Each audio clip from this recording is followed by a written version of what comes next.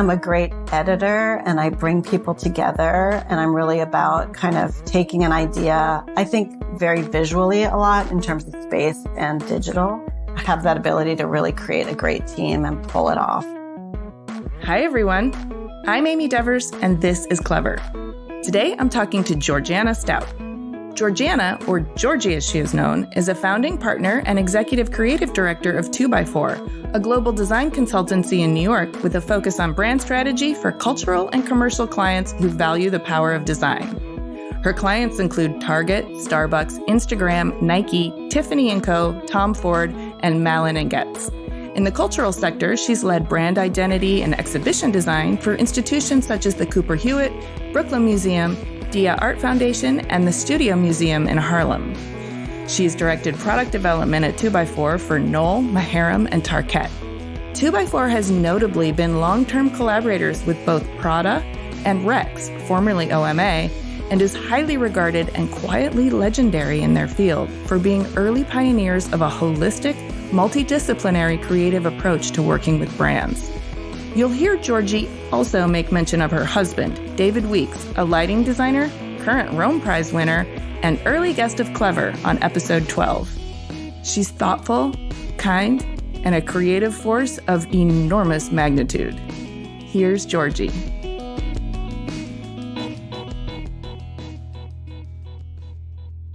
Hi, I'm Georgie Stout, and I live in Brooklyn, and I work in Manhattan in the Soho area of New York.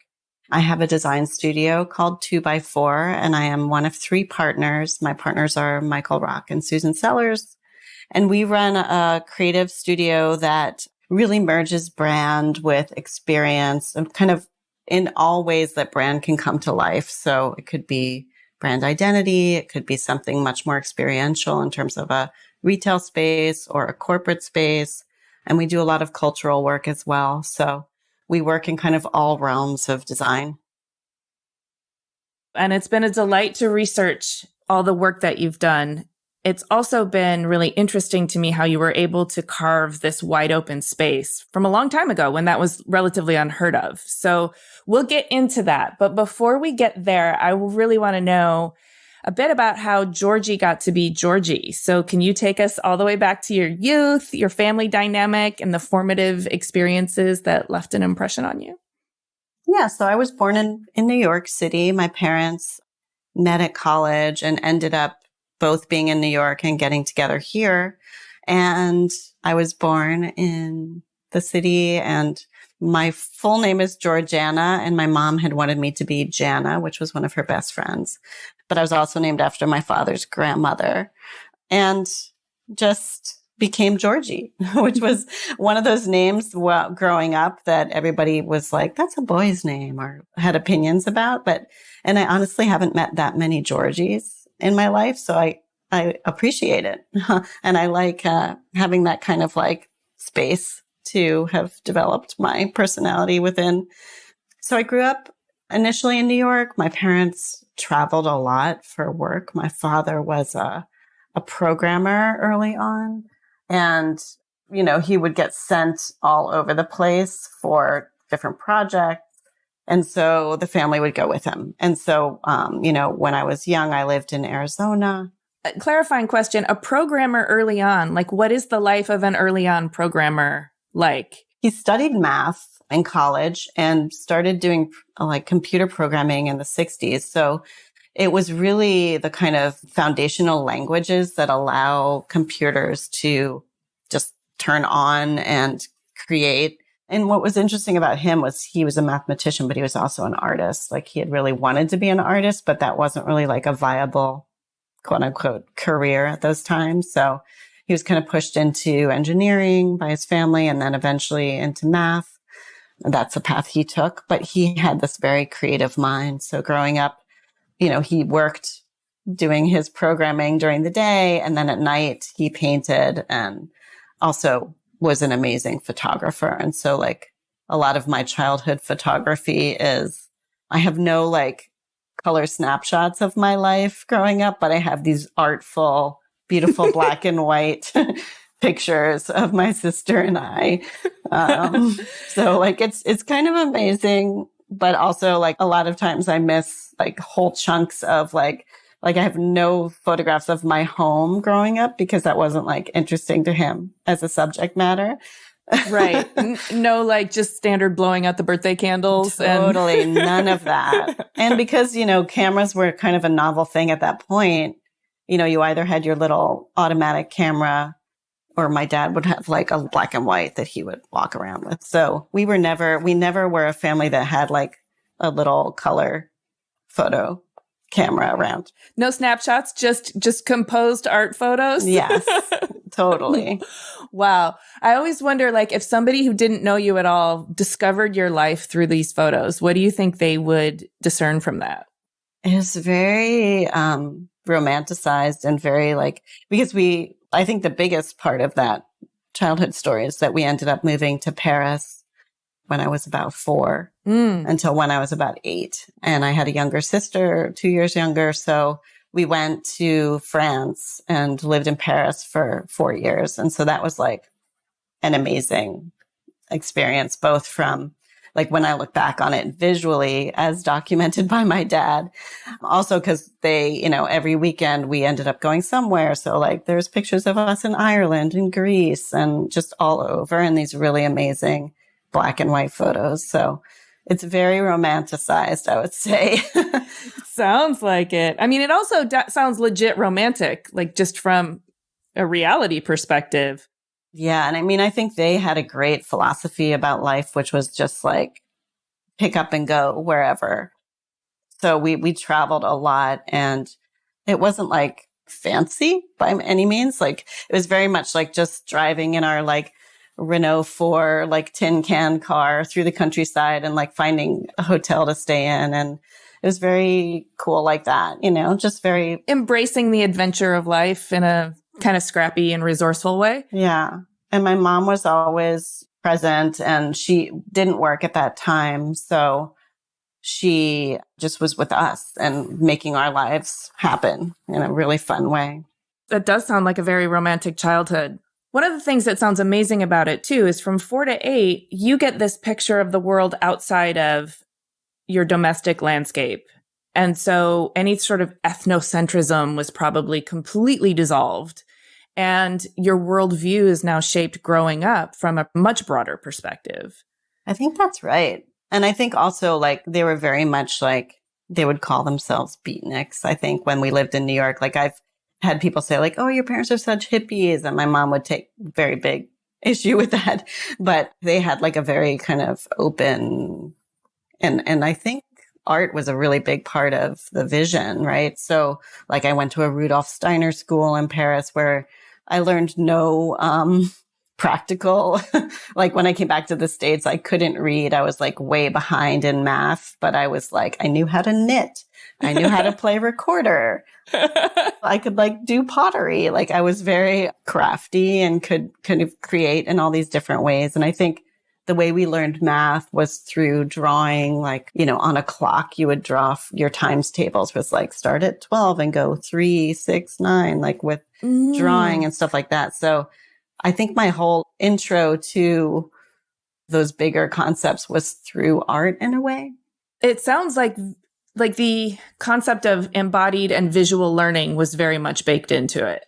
Yeah. That's really interesting. So it sort of makes sense that graphic design is a avenue that you would choose to explore later on, because it probably it does all those things. Yeah. It's sort of in my DNA. Yeah. Yeah. Exactly. Okay. So we have romanticized black and white image of your childhood, international, the daughter of beatniks, traveling around, seeing all manner of interesting places in the world. Where did that go from into your teenage years? And how did you reconcile yourself with who you were becoming?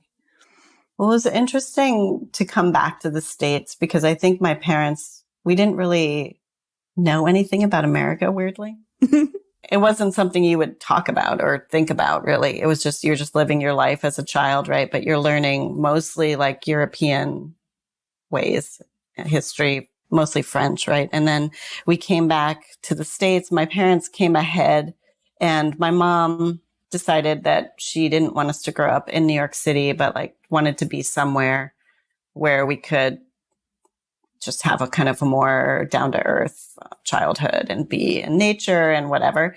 And so my dad, though, did need proximity to the city. So they kind of drew a circle around New York City and they looked in like Pennsylvania, New Jersey, Connecticut, and Long Island. And we ended up moving to East Hampton, of all places, which this was 1976. So it was very much like they saw it as this artistic community. There was a lot of writers there. A lot of artists historically had been there.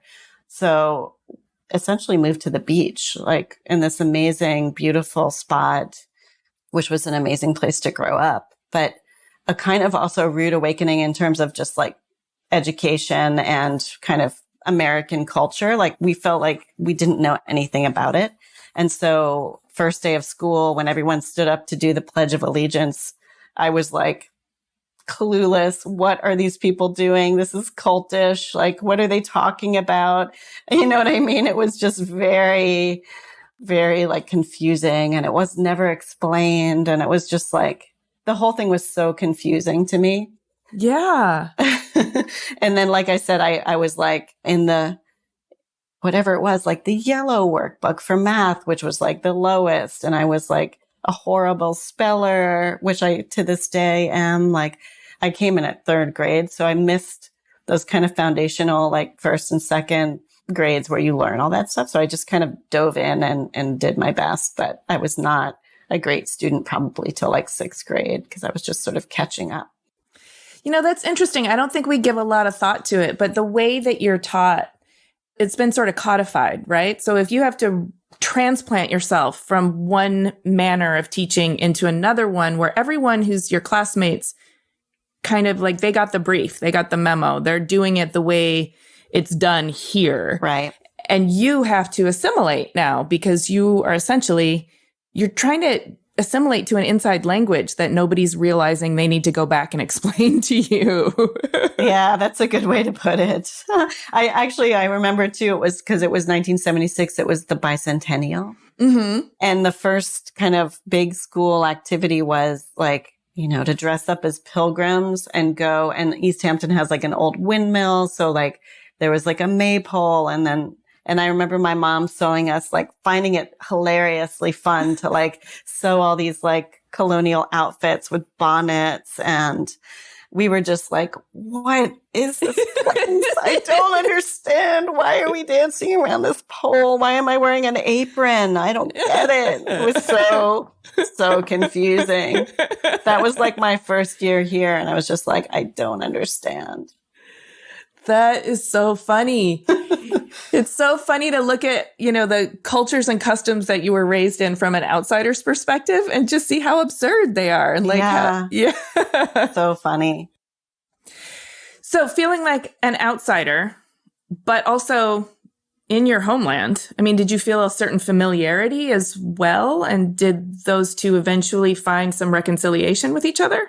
I think so. I mean, I feel like there was obviously an awkward period of time. Like, I don't remember how long, but the place itself was so amazing. And I made great friends right away. And I think just being around the ocean, for example, was such a huge influence on just kind of like centering you and being in this place where, you know, people joke that like in the summer, the last day of school, you take your shoes off and you put them back on the first day of school.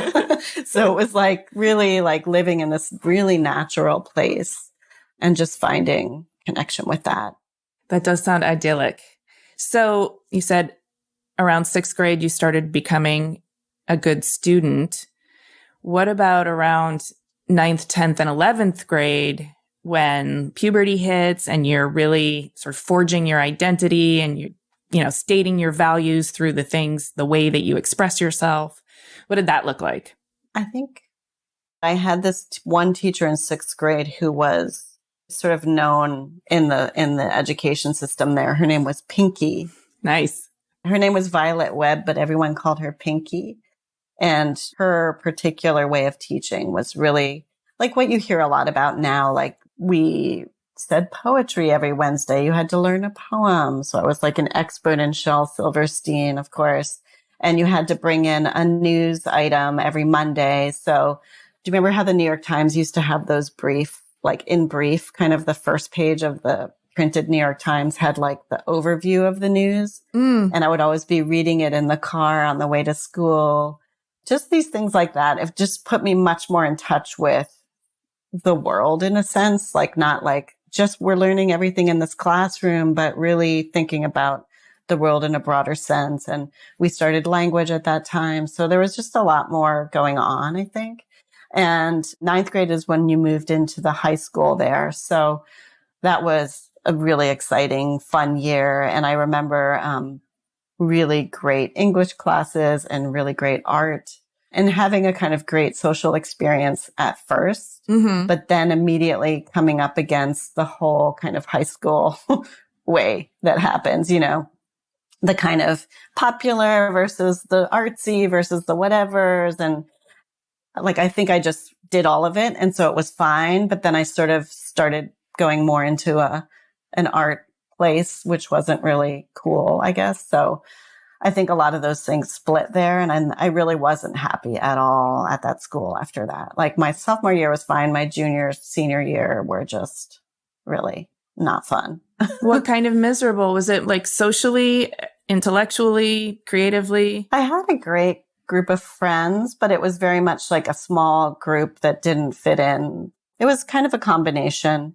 And I'm sure that when you look back at things, you kind of exaggerate them to a degree. But senior year, it culminated kind of in my senior year being really unhappy.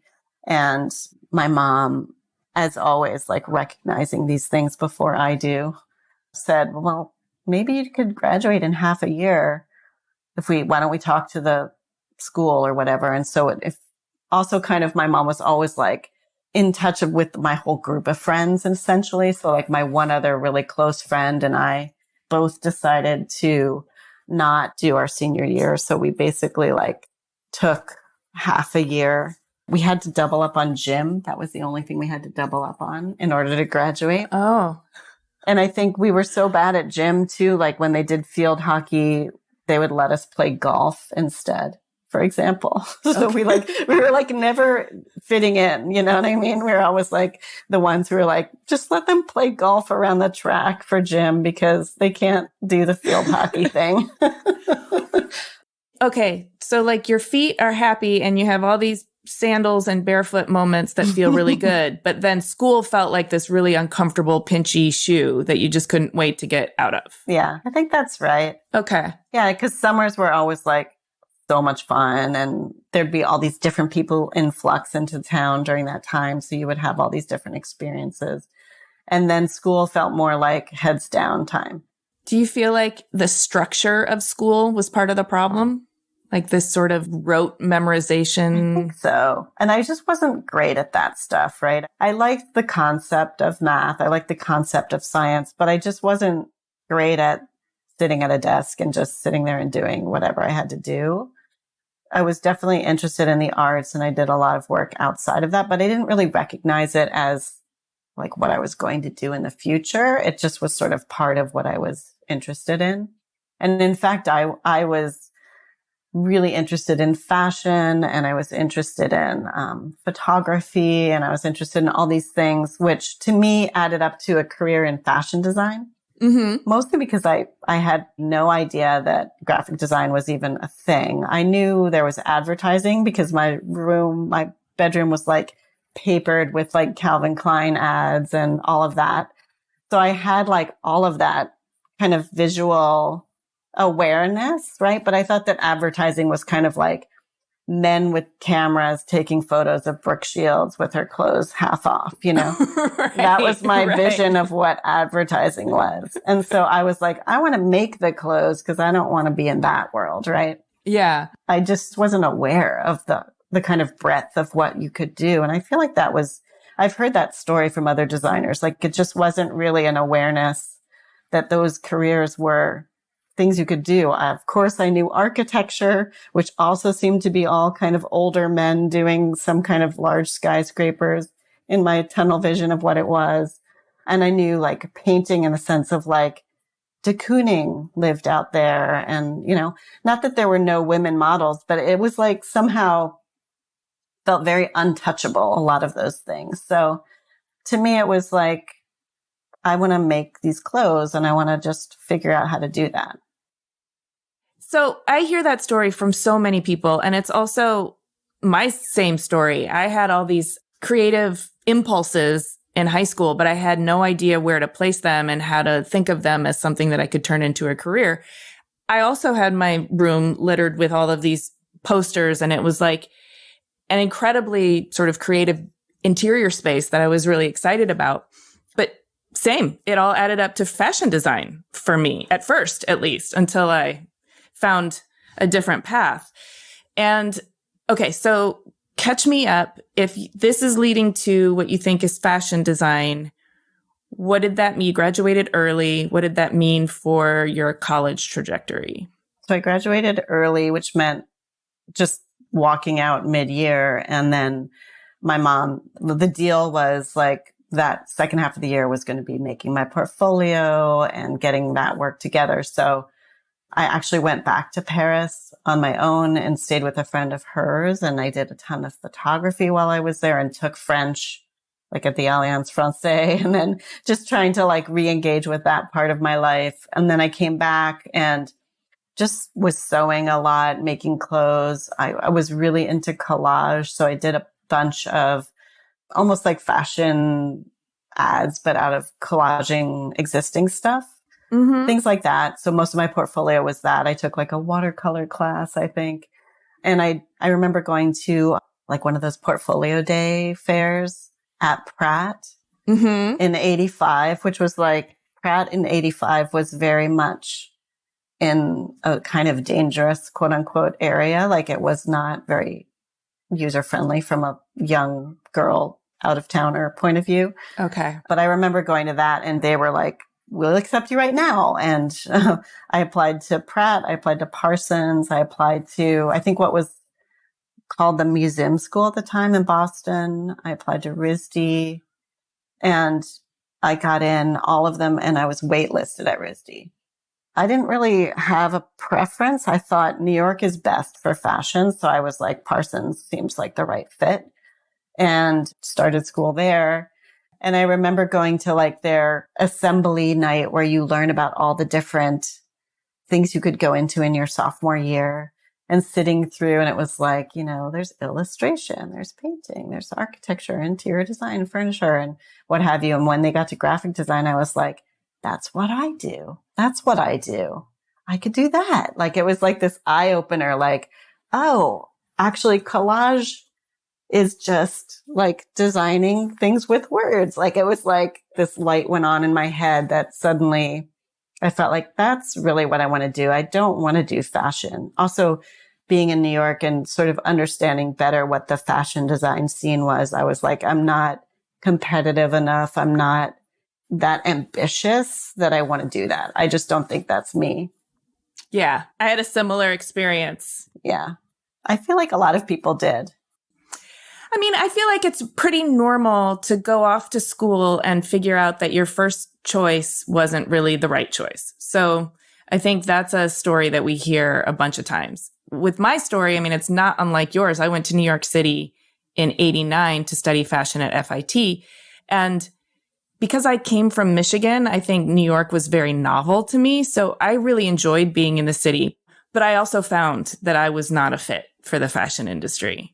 Loved those 2 years in New York City. And they were foundational in many ways. And part of it was learning that, okay, fashion isn't where I belong. Mm-hmm, yeah. I'm going to go somewhere else. Yeah. So, and it was again, my mom who was like, why don't you transfer to RISD?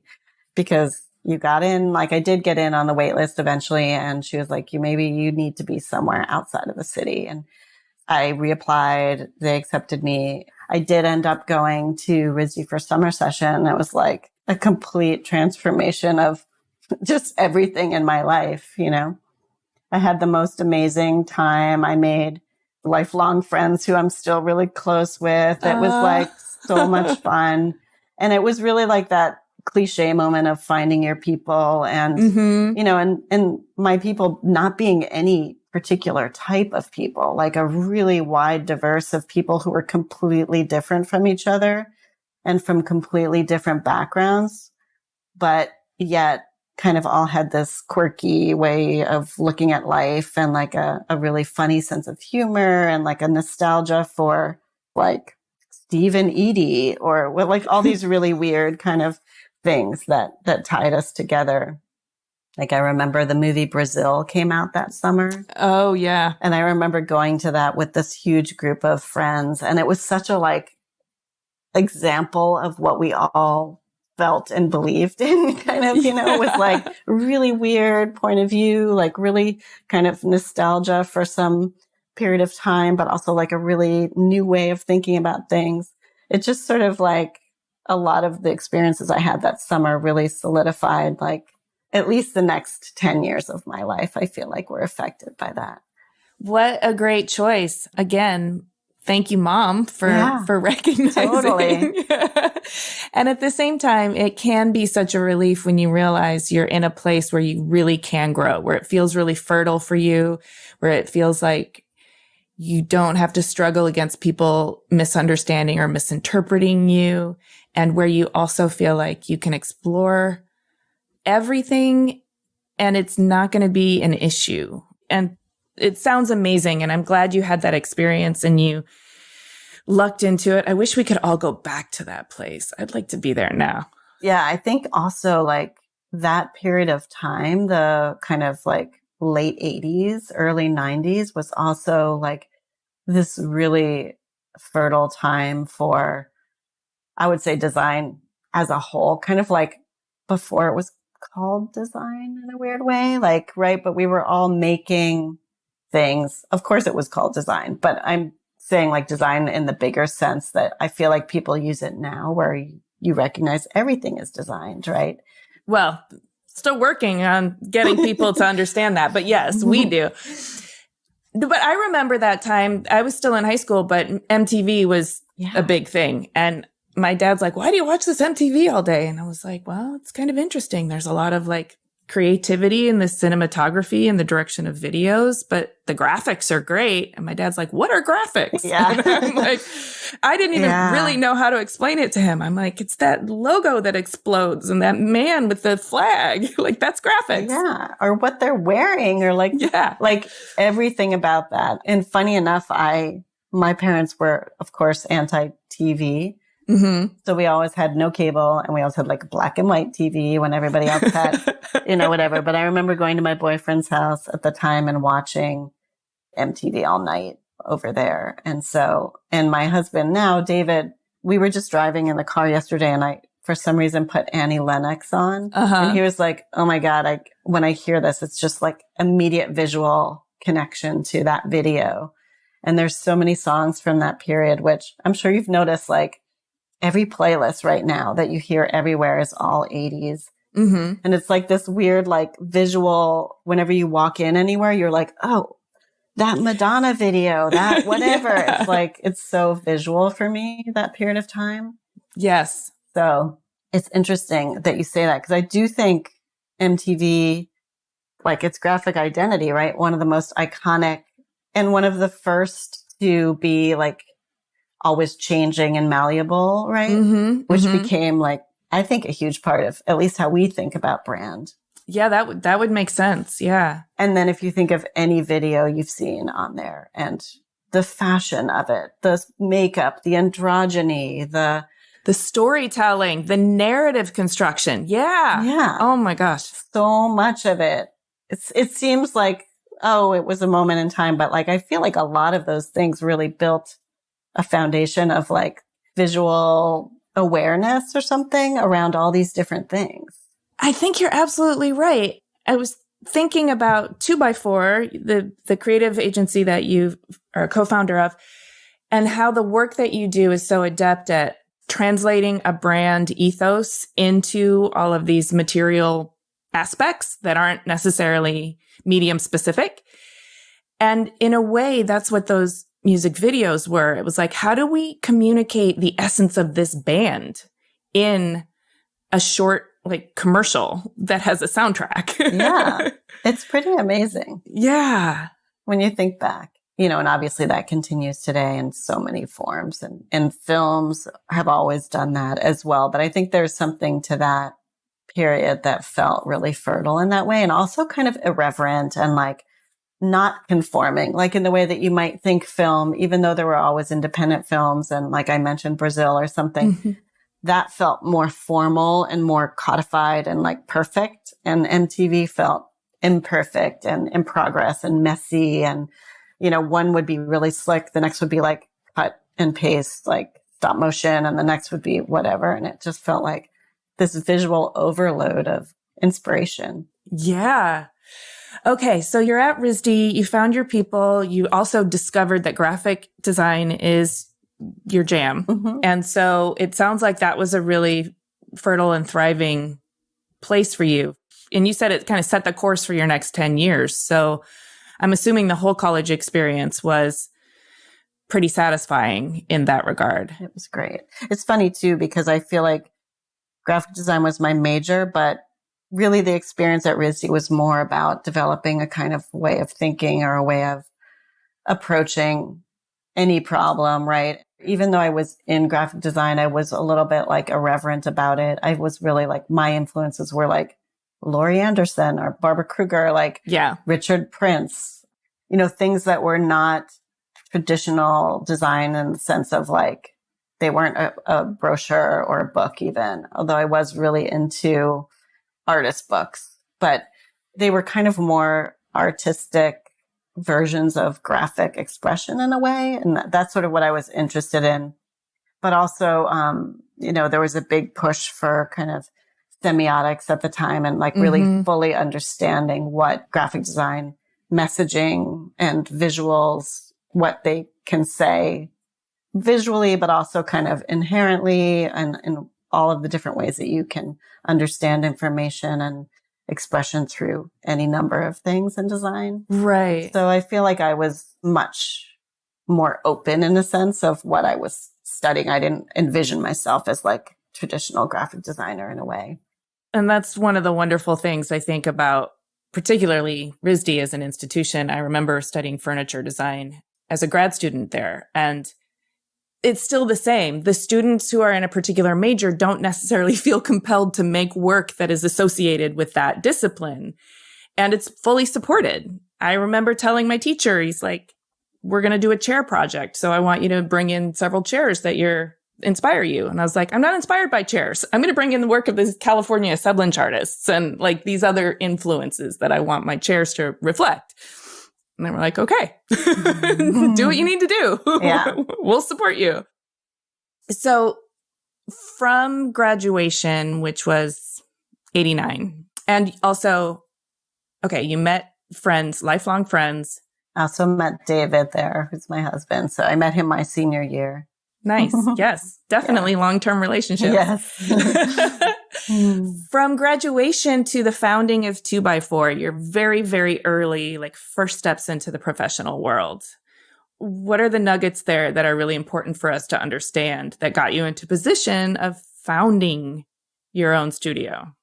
I mean, I moved to the city with one of my now partners, Susan Sellers, and we shared a loft on Canal Street, which was very interesting, fun, like very rough, but exactly what we wanted, and we both got jobs, for kind of small design studios. I worked with Bethany Johns, who was running her own practice at that time. And again, like I had this great kind of networky way of getting that job where I was kind of cruising the artist bookstores around town and just writing down who had designed books and just started cold calling those people.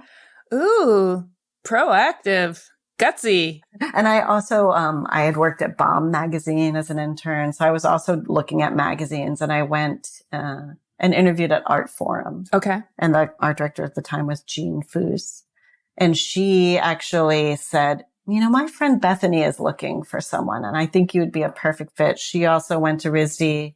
I feel like you guys would really get along. And I was like, that's so funny because I am meeting her tomorrow. And she's like, I'm going to call her.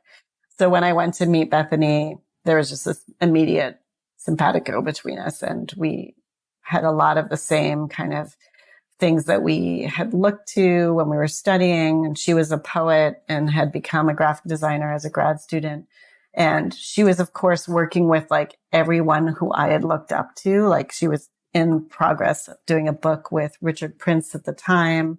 Whoa. She was doing a lot of work with Thelma Golden, who was at the Whitney Philip Morris, and working with the Whitney Museum and doing basically working with all the artists that I kind of looked up to. So I started working with her. And I think my first project was to design a book cover for the catalog for Image World, which was this great show that opened in the 90s at the Whitney that had Barbara Kruger and like every artist that makes visual work that feels graphic.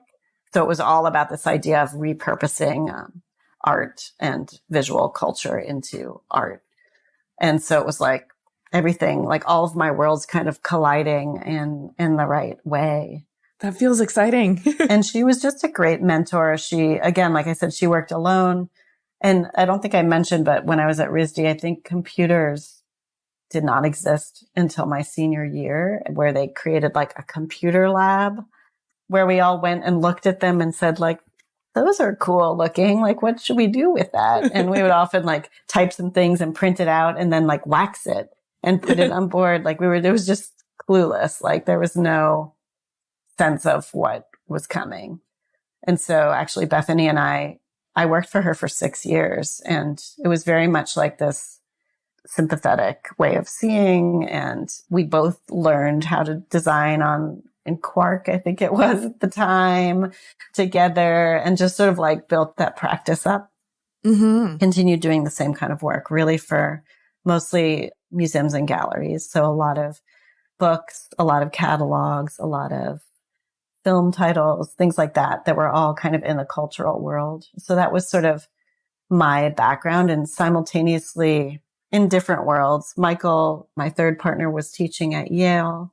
Okay. After having taught at RISD, and he kind of developed the graduate program at Yale with Sheila de Bretteville. And my partner, Susan, had traveled to Amsterdam and was working at some of the firms in Amsterdam doing graphic design, and then came back. And Michael and Susan are actually also life partners. So they lived in New Haven and started a practice there. Okay. And we're doing very similar work, but mostly for New Haven and Boston.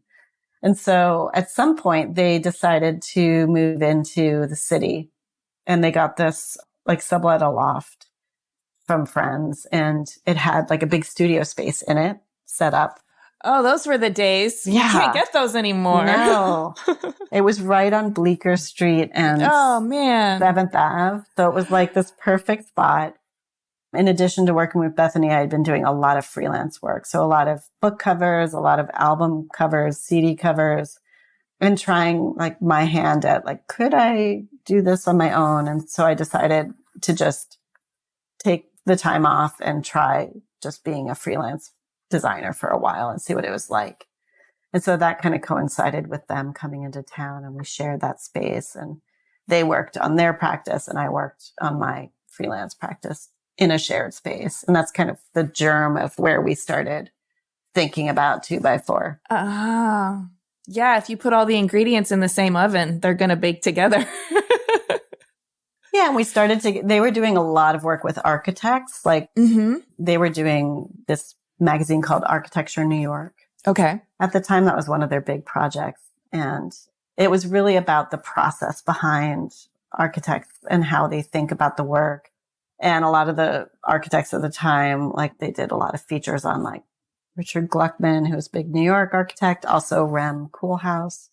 And so a lot of that work, as we started working together, because that project grew and then I started working with them on that, it was very much an experimental graphic design project about the kind of experimental side of architecture. Okay. And so we tried to do it in this way where there wasn't a lot of authorship over anything. So we would have like several people in the studio working. We would work on one article and then you'd pass it on to someone else and they would work on it. And you kind of pass things around so that it didn't become like one vision per se. So it had like an underlying grid, but then all these different expressions within that. So it sort of like tested that boundary of graphic design in the formal sense that you have a grid you're working with, but then you have the ability to break it and kind of express on top of it. Yeah. And it still holds together. So that was kind of like this idea behind that magazine. I was always trying to flex as far as you could go experimentally, typographically, while staying within that one family. And it was kind of like, you know, that era of like Reagan and those things were kind of had just happened. So there was a lot of experimental typography happening. And my background was much more formal, like bookmaking for like artistic academic work. So I did not come from that world at all. So it was fun to kind of just do something completely different. And we just kind of merged. And as we each built up our little independent practices, we would get projects which were kind of too big for one person or too big for two. So we'd be like, oh, do you want to do this together? And that just happened more and more to the point where we decided to join forces. To formalize in the form of 2x4. Yeah. I mean, it's been almost 30 years, right? Totally. Well, that's pretty great. I mean, 30 years in and of itself, that's a long run. That's by any measure, that's successful. And it also would imply that there has been a kind of evolution, right? I'm sure you haven't stayed static for 30 years. So I would love for you if you could paint a picture of maybe some of the highlights and challenges that you went through in terms of formulating your identity, retaining clients that turned into relationships, and maybe even some of the projects that really tested you or put you on the map. Yeah. And so that any project introduced us to a world of architects in New York. So that became like a really big part of what we started off doing, not only doing books and monographs for them, but also doing a lot of their kind of competition materials, which at the time in the architecture world, it would be like giant foam car boards with a model, right? And I think especially Rem Koolhaas really wanted to question that and was interested especially in like what we had been doing, narrative approach to thinking about telling a story of a project through writing, which he obviously had done a lot in his practice, right? And was interested in. And so we merged with him in several projects where we would do a book for his competition. Okay. Where we would develop the narrative with him. And my partner, Michael, was already doing a lot of critical writing and had many columns in the design world at the time. So he kind of had that credibility, and he and Rem became pretty great friends and worked really closely on a lot of the writing for those things. And then our studio would develop a lot of the graphic expression. So it would be both experimental in terms of like the narrative storytelling of a project. When I say experimental, meaning how architecture had been presented previously for those kind of things. And also because his work was so experimental, right? He was really rethinking material wise. Everything really had a different kind of approach. And so a lot of that work was trying to bring that to life, like through diagram, through narrative, through photography of the models, like, but not like a beauty shot, but like really digging in and trying to show all of his experimental materials that he was interested in. So that was a super fertile body of work that was happening. And then on the side of that, we started getting work in more formal sense from brands like Knoll came to us, who really wanted to think about how to write about their brands, how to explain who they were as brands. And I think part of that was because Michael was doing a lot of writing in the design critic world.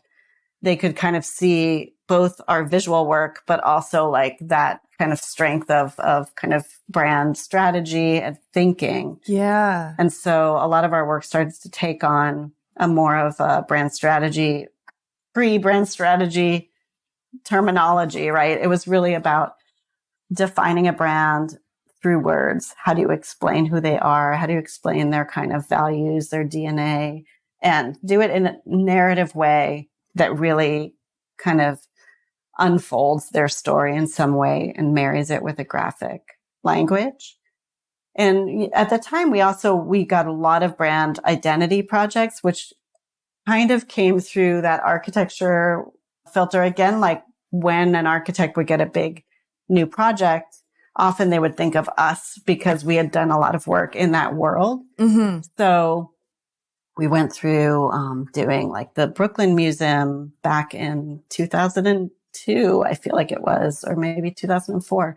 And we did just many, many museums throughout New York. The Studio Museum in Harlem, which was with Thelma Golden. Wow. We've done projects for the Picasso Museum in Malaga. We've done projects for LACMA. We went through a whole range of brand identity projects for museums, really through those relationships with Diller Scofidio, with Richard Gluckman, with Rem Koolhaas, with these different architects that we had close relationships with from other times. And then they started really building things. And so a lot of our work became sympathetic to their work and kind of helped them. Okay. So that makes sense in terms of how an ecosystem is developing. But I also think that your particular mix of talents and background, like if they're going to bring you to a museum client, you have to in some way be able to relate to a cultural institution of that magnitude and what they're about and what their mission to be, and to be able to speak that language. And I think that you, particularly with your interest in the arts and your sort of love of what they represent, were probably in a pretty good position to really embrace that work and take it seriously, you know? And I think we were always interested in just the narrative behind things too. Like we wanted to write about the projects. We wanted to do really broad pinups where things were not unruly and not perfect. And so we really approached it from a messier place, I guess, like trying to really like unearth all the stuff and then share that early and then make sense of it. I mean, I feel like now you almost have to go in with a really polished idea or else they can't wrap their head around what it is you're trying to do. But that chaos from which you edit or distill, it makes all the difference. It does, I think. Because a lot of times they're just little sparks of ideas in there.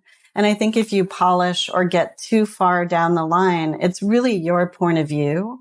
And our goal is never to have our point of view. In fact, we make a big point of saying like we're a collective. We don't have a graphic style. We say, some people will say, yes, you do. But I don't think we do. But we're really taking a brand and trying to unearth what the essence of it is and then create work that feels really built of that brand. Yeah. And it starts with word choices, narrative construction, and visuals in terms of graphics. But at some point, you sort of branch into experiences and materiality and a lot of the sort of psychological implications that color has and symbols have. And expression in space. Yeah. Yeah. How does it grow into that? 2x4, how does that grow into those types of projects? Well, I think like, again, we started with projects where we were given the graphic role in a building. So like we did that IIT project with Rem Studio very early on. That was a space that was entirely about material. It was essentially like a kind of almost like a Home Depot. But the materials made all the difference in terms of communicating different ideas. Okay. And our job was we could touch any surface in the building and create a kind of branded space, like not a logo, but a space that felt cohesive through a whole series of expressive behaviors in the space. Wow. And so we designed for that particular building a set of icons that we thought it was a student center. So we had this idea that you could create a whole set of kind of student activities from the most basic things to the most absurd, because that's what a student center is, right? You bowl there or you whatever eat or you cheat or you kiss in the corner with someone or whatever. And so the idea that you could create this kind of very formal iconography, but have it be really wide ranging and then let those icons be either a tiny little pixel in a bigger image or giant to express like a kind of wayfinding strategy or create a space. So there are rooms where they're just like huge studying symbols, and that's kind of a library space. There are rooms with giant photographs. And when you go close up, you see that each pixel in the face is made up of a little icon. And so there's like this world that happened. And I think that was our first project where we could point back to it later and say like, that was our first kind of experience design, if you will. Okay. Where we really like embodied a physical space with a brand idea and narrative. And that we've just taken that idea and done it a million ways now. Like we do that with all kinds of brands. We just did the headquarters for YouTube. So like really thinking about what that physical space should feel like. What are those kind of expressions that you want?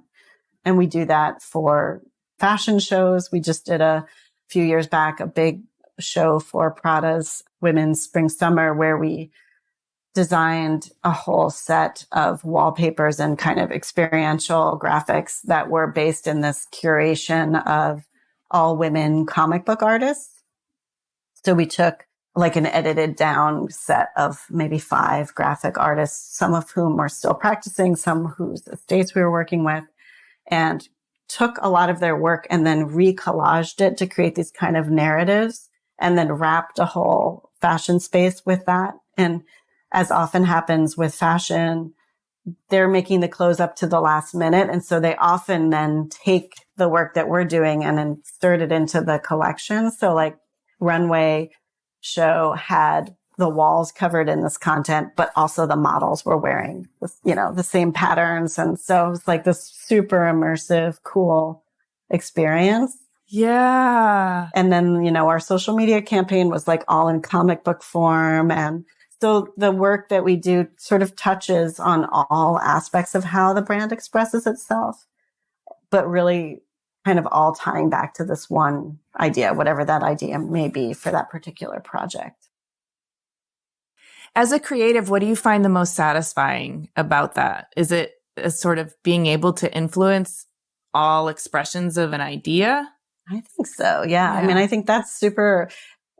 Way back when we were in that studio on Bleecker Street, and we were even toying with the idea of maybe my husband, David, being involved because he was more of an industrial designer at the time, doing furniture and lighting. We were like, we want to do it all. Yeah. And how can we do that? And we, looked to like Eames, for example, as a collective that did, everything from film to graphic design to furniture design to industrial design, et cetera, et cetera, et cetera. Right. And so that was always like in the back of our head, like we want to be like Eames Studio. We want to be sort of media agnostic and just think about whatever the problem is. And I think a lot of times when clients come to us, they might have a specific idea of what they want. And we might come back and say, but it should be a film, or what if it were a space or a series of spaces, or what if it were a narrative that you uncover through a series of things. So we're always trying to kind of reinvent the brief, not in a bad way. Right. But in a good way, like really opening it up and thinking about what it could be. And I think we always had the attitude that if we didn't know how to do it, we would just do it and hire experts to help us execute, right?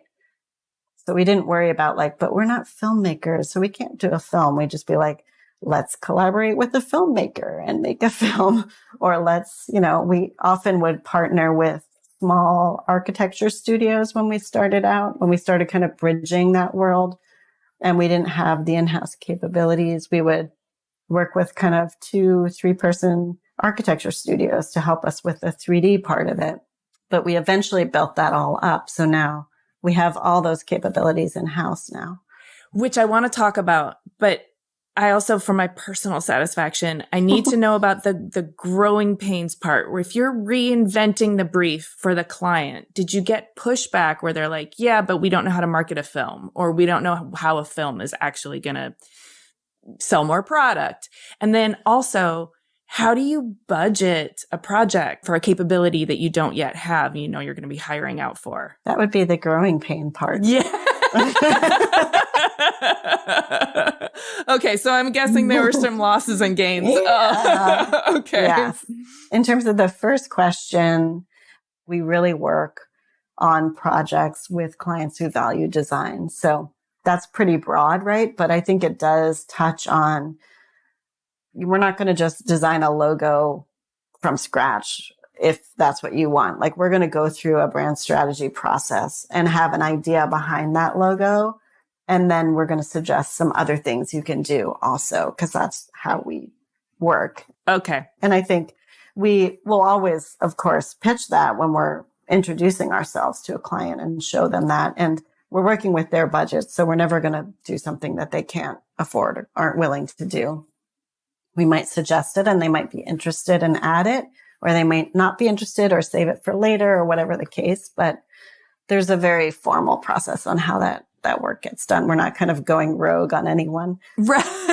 That makes sense. It also makes sense that the way that 2x4 grew, you would be attracting a client to you who's kind of wants you to reinvent the brief, kind of wants what you do. And setting those expectations in the upfront means everybody kind of knows they're on a ride and they're going to see where it goes, which is great. I think it's a different scenario if you're just hustling for work. For sure. Okay. So now over 30 years, all of those people you used to outsource to are now in-house. You have a team of 50 people or so? Yeah.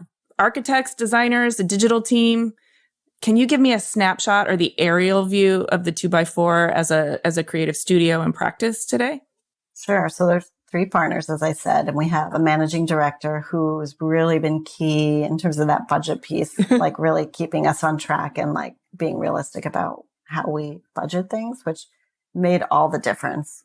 And then we have a CFO and an admin team, but we also have a pretty robust project management team, which was an addition we made maybe 10 years ago, pretty late in the game, that really helps us manage all the production of everything and some of the client-facing scheduling and work, which really allows the designers to be free from that. And then on the creative side, we have a strategy team who really does a lot of the initial phase of a project. So kind of like really deep dive into the client, into the world that they're coming from. So let's say it's a fashion client, like into other like-minded brands and other brands that may be behaving like them, but aren't in their world, narrative trends, film, music, anything that could be relevant.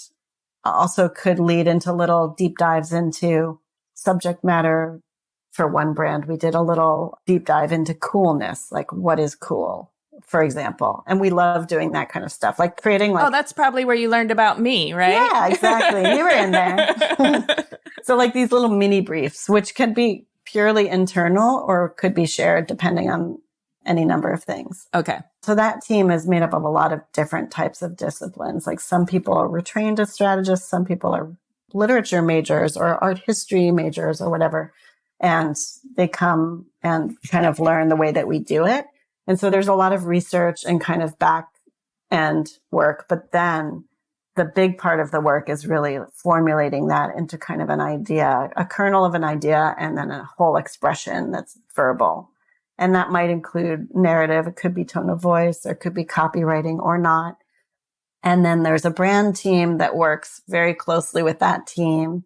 A lot of times there's overlap between phases of work. So our strategy is quite visual. Like it's not like a deck that's just words. It's very much brought to life through design. So our brand team, if it's a branding project, or our environments team, if it's an environment project, would work with them on that kind of strategy phase. And then we have, brand, which is mostly graphic designers, but there are some people who are motion, some people who are more like typographers, some people who are more rigid in their work, some are super expressive. It's like a very wide range of people because our projects kind of require all aspects of design. So it's not like one size fits all. Mm-hmm. So some people might be really great at like large expressive stuff, but not great at like a design system. Some people might be great at a design system, but not at whatever. So we really work super collaboratively. And each project, we create bespoke teams depending on the needs. Mm. And that team has, everything from creative director level to junior designer level. And that's probably our biggest team because that's kind of our background, And then we have what we call space, which is an internal term, but that's made up of our architecture team and our environments team. Okay. Architecture is all kind of trained architects.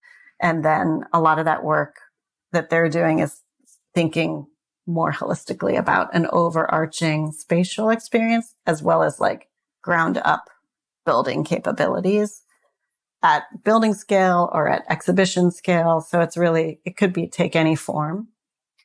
And then we have our environments team is signage and wayfinding is kind of very specific thing that they can do, but that we do in a very broad way. So a lot of it might be creating like a kind of holistic visual experience within a lobby, which might include digital, or might be all graphic, or might be like as quote unquote simple as like a large scale wallpaper in a space, or as complex as a large scale digital interface, like we just did for David Geffen Hall at Lincoln Center, where like the very large digital screens there have different states. So there's the kind of programmatic state where you get information. And then there's a more kind of dormant state where it's much more this graphic pattern that almost feels like the wall is moving. A lot of those projects overlap, and that team space is big because it's made up of those two disciplines. Mm-hmm. And then on the environments, we also have a technical team who are all about code and all the kinds of rules that you need to follow when you do signage and wayfinding, which is quite extensive. Yes. And then we have a digital team. Oh my gosh. It sounds like you've built a kind of ideal empire where you get to go work with fascinating people and learn with each project from all the different disciplines that are under, your roof. It sounds like, you tell me if this is right or not, it sounds like you keep it flexible and collaborative, which is culturally, that's a real win. Oh, it's super fun too. Yeah. It keeps it, I think the most successful thing we've done in our practice is to keep it absolutely flexible. And so it's really changed over time. And we've never limited ourselves by the type of project we need to take, or are we specialized in X, Y, or Z? And we've always just sort of like gravitated to the next thing. And it's changed so much over time from even when we were doing mostly graphic design projects, I felt like they were not too rigidly graphic design. They spilled out the edges, but now really most of our work is expressed across all media. Yeah. It's rare that we get a very formal brand identity where we're only doing like strategy and logo and collateral or something. Well, I mean, I just want to salute you from a position where I've never felt comfortable with the caste system or with the categories and classifications that everybody sort of needs to impose on you in order to understand what you do. And then I just feel like the way that 2x4 has kind of blown out the expectations for what a design studio can do, and how these specialities don't need to be what defines you. It's the creative process that can define you, and the output, as you can be medium agnostic. That does a service for the whole design field. So thank you very much for that. Yeah. As pioneers of opening up that space for the rest of us. Hallelujah. And also being successful at it is also key. I love to see as a thriving creative who's been doing this for 30 years, it sounds to me like you're still very satisfied with this, like work is still meaningful and exciting to you. And I mean, that's a creative role model right there. And I appreciate that. So I think you said it when you said flexibility was one of the keys to your success. It's also gotta be about culture and long-term relationships. For sure.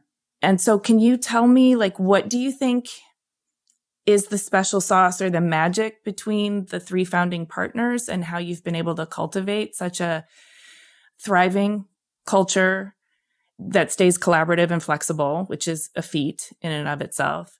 And also long-term clients relationships where they trust you and allow you to sort of speak in shorthand and come to them with unpolished ideas that you can then work on together, which is such a luxury. It's interesting. It's because I think that, first of all, we really believe that if you're going to do a successful project, we need to be engaged with the end client. So if we can't work directly with whomever the project is really being decided on, it doesn't really make sense to do it, because the dialogue that happens in the room of those meetings is everything, right? If you're presenting to a team that then is going to go present to a team that then is going to present to the CFO or whatever, so much is lost in translation, and it is usually not successful. So we really believe in that, opening up that communication channel so that we're really directly involved. And I think a lot of our long-term relationships is because of that connection that we make with that CMO, CFO, whatever they may be. And I think we all have very different approaches to the work, funny enough. And I think that's because a lot of people say, like, how can you guys still be together after 30 years? Like, don't you drive each other crazy? Like, of course, we probably do. Like, I'm sure we all drive each other crazy to an extent, but we really have our own kind of special areas of expertise. I couldn't even tell you what they are, honestly, but it's sort of like a sympathetic side-by-side skill where we're not really overlapping that much. So even though we have, like, I could do a digital project, I could do a spatial project, I could do a brand project, and as can all my partners, we don't really like step on each other's toes in projects. So, and we collaborate on them as well. Like, two of us can work on a project together and it's fine. So there's something about that, like having a kind of our own unique qualities that we bring to a project that aren't the same, that have allowed us to be great partners for many years. So that's one thing. What would you say is one of your unique qualities? I'm a great kind of editor, and I bring people together, and I'm really about kind of taking an idea, I think very visually a lot in terms of space and digital.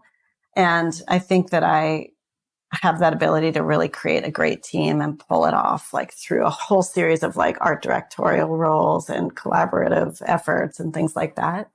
I don't even feel like a graphic designer anymore, quote unquote. Like, I rarely sit down and design something myself. If I do, it's for a friend or for something personal.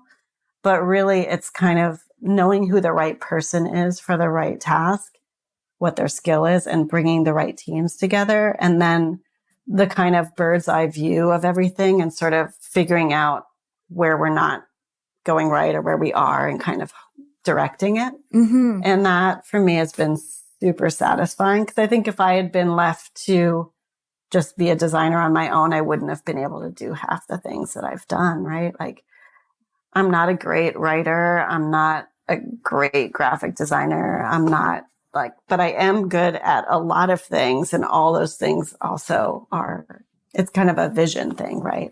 Yeah. If you can see the end and then make it happen.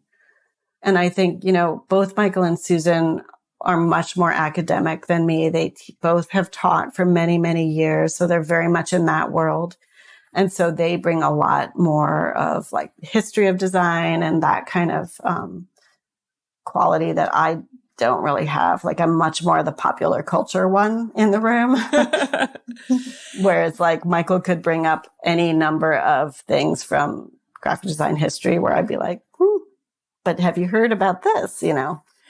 So I'm seeing you as like a band, and you're all playing different instruments, but you've learned to play together and create, you know, new melodies with each project, and, you know, when to sort of step back and harmonize. Yeah.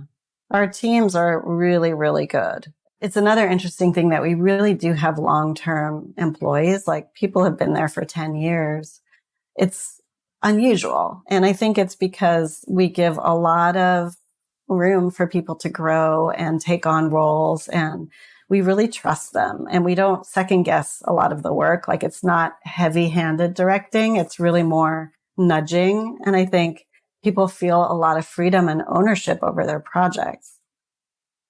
So I think one of the things that people may struggle with is that because we are really very much a collective, like we'll credit any project we do, we just credit 2x4. Mm-hmm. And, you know, I think a lot of younger designers really crave that, like having your name on something or really feeling ownership over something. And a lot of times you're working on projects where you did one part of a big thing and it's hard to point to it and say, look, Mom, right, I designed this album cover or whatever, you know.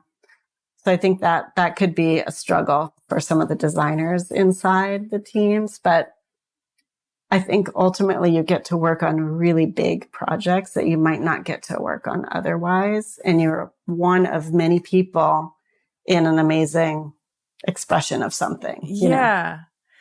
Well, I'd like to come work there for 10 years. That sounds amazing. Can we take a step out into maybe the broader aerial view of Georgie Stout, like your personal expression? You as a whole being are not just a leader in this creative studio and a designer. You're also a mother and a pretty fully actualized human who Thank you. I think that's good. has figured out how to live your life. I'm a dog owner. Dog owner. Yeah. Awesome. And I know David is a lovely human. So I'm imagining that like dinner at your house is a pretty great place to be. So I guess my question is, in the creation of your life, have you ever struggled in how to allocate your energy, like your creative, emotional, and intellectual labor? Or have you always kind of found a natural equilibrium? It sort of goes through waves, right? Because I think when we started the studio, it really required like all in, like we were working all the time till 9 every night, till, you know, weekends to make it happen. And that was a good 10 years of my life. And I look back and think like, why did we do that? Like now, when you think of the way we work now, and I feel the same way about motherhood, like I have these 2 amazing children that I craved being more involved with, you know, and I was involved with them in many, many ways, but like, why couldn't I come home at 3 p.m. and pick them up from school and then been engaged in them and then gone back online and worked late at night? Like I could have probably. Now it's completely accepted and tons of people in our studio do that. But at the time, it just wasn't like a viable thing. It didn't seem possible. So I feel like while work has always been really amazing, really positive, and I will say with 3 partners, you really can, like if you need to take a month off or you need to do something, it's not a problem. Like we're fine. We're all covering each other all the time. And so that's a great asset, but you still feel compelled to like really keep it going. And you have to really be there and be involved for the people in the studio to feel like ownership and invested in the work and the studio. So I feel like the studio itself has been a huge part of my life, like it or not, and still is, you know? Yeah. And there are times where I have been like, you know, I need to back out a little bit and spend time like with my kids. Like my kids have gone through things where I really needed to be present and had to just be like, sorry, I'm not going to show up for a week because this crisis is going on and I need to be there and I'm not going to worry about it. And that my family has always come first in those cases, right? Because that's the important thing. But both my kids are great. My oldest son actually is at RISD in film and video. Nice. And will be a senior this year. And my youngest is about to embark at Maine College of Art and Design in Portland. So we're super excited for them both. They're doing their own thing. They're both like super creative, of course, keeping the gene going. That's awesome. Congratulations. So, okay. So thank you for sharing that it hasn't always been an easy equilibrium. I guess I'm wondering if you'd be so generous as to divulge, when things get intense, what characteristics come out in you? That's my producer self. Oh, yeah. Okay. So here's what we need to do. We need you to go there and we need to, and yeah. so you, this. I've already booked your ticket. Go here. You're there. I've done that. Okay. It's really annoying, I think, to my family, actually, because they're all like, oh, should I? And I'm like, I booked your ticket. You're going tomorrow. You're going to be there this time, whatever. Like, or I called the doctor. They said this, and it's like, I haven't even had a second to process that thought. And you've already solved it for me, And I think that's not a good thing, but it is the way that I behave a lot. And it's my work thing, right? Because I'm always like solving the next thing, making sure this is happening, whatever. And it can translate to all kinds of stuff. And so. Yeah. And I think as somebody who does these large scale projects, you're probably very attuned at looking down the road and seeing the sparks, the conditions that would create sparks that then would turn into a fire. And so course correcting before you get there is necessary. Yeah, I think that's right. I think in general, and I didn't talk about David at all, but he's, also a creative and he does lighting and furniture. And I think where my partners, I think, are in the world of lectures, they teach. I have always not done that and chosen to focus on family if I'm not focusing on work. Mm-hmm. But also I've actually collaborated a whole lot with David too, and always been like a kind of vested interest in his success too. I think he's, an amazing designer, and I've always wanted to bring his work to life in a way that isn't just furniture and lighting, if you will. So, we worked on his showroom when he launched that, and I've done his brand, and I do a lot of his ongoing stuff. But that's also been like a kind of side job for me in a way. That makes sense. Yeah. And so I've always been in that world of both in the kind of popular culture and stuff, but also in the furniture and design world a lot. So I have sort of one toe in that industry as well.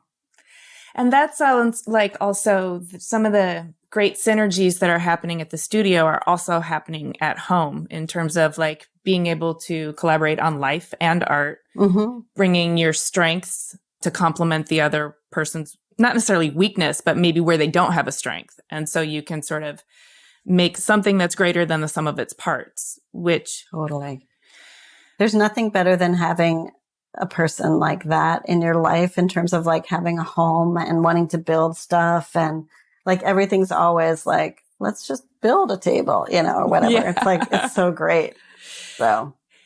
Yes. Well, I understand you also have a pretty majestic creative compound out on the Hudson River Valley, which you've been able to collaborate on together. I'll look for my invitation. I'll send you my mailing address after this. Anytime. I want one. You do have to stay in a little canvas house because our guest rooms are little canvas houses. Yeah, I'm down. Because the house itself is super tiny. But it sounds like glamping. Fun. Yeah, it is. Exactly. Well, is there anything we didn't cover, Georgie? Is there any sort of pressing existential concern that you feel like you want to unpack with us? I mean, not existential. I think a really fun bit of news is that David got the Rome Prize and is going to Rome for 6 months on September 1st. I didn't know. This is fantastic. Yeah. Give him a hug and congratulations. That's amazing. And so I'm excited to go. I'm going to go for 6 weeks, which is not as much, but it will be a real, just different world, to kind of step away from my day to day. Both kids are going to be at college.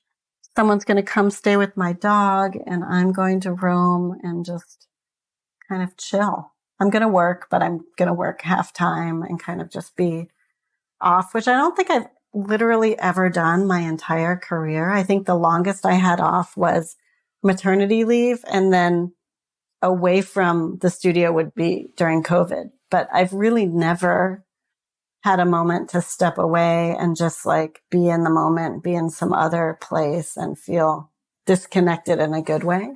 Yeah. So I'm really looking forward to that in October. So think of me there wandering.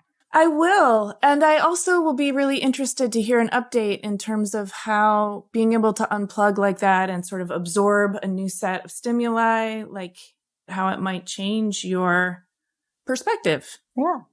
very excited about that. Thank you for sharing that news. And thank you so much for sharing your whole life and your creative process. I mean, I think I really meant it when I said thank you for opening up a pathway for other creatives to enjoy the possibility of creating a studio that can be without borders, because I think that's sometimes where we can do our best work if we can only get others on board. So it's really important work that you've been doing. Thank you. Well, like I said, it's been a really fun journey. So, and it continues. It's like still ever evolving. So that's the good part. Yes, that is the good part. Well, thank you so much, Georgie. Thank you. Hey, thanks so much for listening. For a transcript of this episode and more about Georgie, including images of her youth and her work and a bonus Q&A, head to cleverpodcast.com. If you like Clever, there are a number of ways you can support us. Share Clever with your friends, leave us a 5-star rating, a kind review, support our sponsors, or hit the follow or subscribe button in your podcast app so that our new episodes turn up in your feed. We love to hear from you on LinkedIn, Instagram, and Twitter, X. You can find us at Clever Podcast, and you can find me at Amy Devers. Please stay tuned for upcoming announcements and bonus content. You can subscribe to our newsletter at cleverpodcast.com to make sure you don't miss a thing. Clever is hosted and produced by me, Amy Devers, with editing by Mark Zurawinski, production assistance from Alana Nevins and Anushka Stefan, and music by L1011. Clever is a proud member of the Surround Podcast Network. Visit surroundpodcasts.com to discover more of the architecture and design industry's premier shows.